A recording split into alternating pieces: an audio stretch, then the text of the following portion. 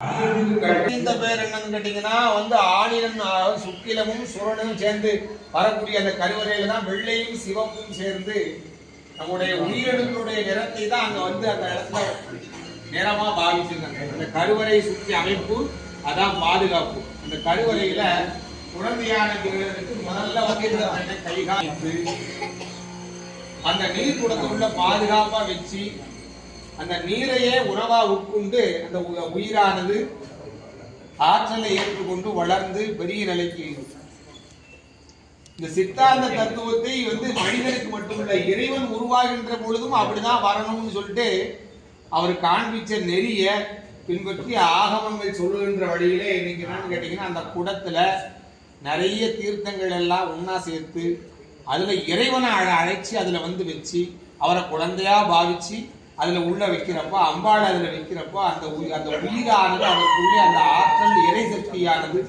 குழந்தை ரூபமாக அதுல வரும். நமக்கு என்னன்னு கேட்டா 300 நாள் அம்பாளுக்கு 3 நாள் அந்த பாலாலயத்தில் உள்ள பூஜைகளை ஏற்றுக்கொண்டு அந்த அம்பாளானவள் ஒரு நாள் குழந்தையாகவும் மறுநாள் குமரியாகவும் மறுநாள் விருத்தையாகவும் அதாவது வயசுல எல்லாத்துக்கும் மூத்தவளா வருவாள். அப்பேற்பட்ட கும்ப அலங்கார பூஜையானது அந்த வருகின்ற வழியானது அந்த தேங்காய் அம்பாளுடைய சிரசாகவும் மாயிலை அவருடைய ஜடாமுடியாகவும் உள்ள நம்ம கொடுக்கின்ற கொண்டு சேர்க்கின்ற தீர்த்தங்களானது குருதி என்கின்ற செம்புணலாகவும் மேலே சுற்றி இருக்கின்ற நரம்புகள் அந்த நூலான நரம்பு மண்டலங்களாகவும் எல்லாம் உடம்பா நம்ம சமைச்சு அம்பாளை உற்பத்தி பண்றோம்.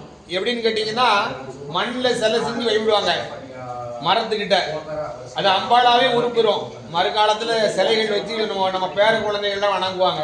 அதுக்கு அப்புறம் 6 தலைமுறைகள் கோயிலுக்கு கட்டி விடுவாங்க. அது மாதிரி இது ஆற்றல் மிகுந்த முதல் நிலை. அந்த கும்ப அலங்கார பூஜையாக நடைபெற்றிருக்கின்றது.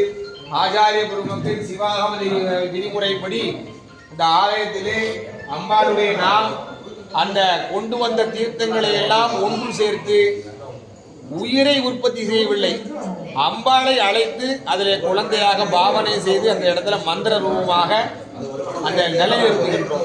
அந்த சக்தியை நிலைநிறுத்தி அதுக்கு ஜீவானை எல்லாம் காண்பிச்சு இந்த உயிர் வந்துருச்சு, அதுக்கு உடல் வேணுமே,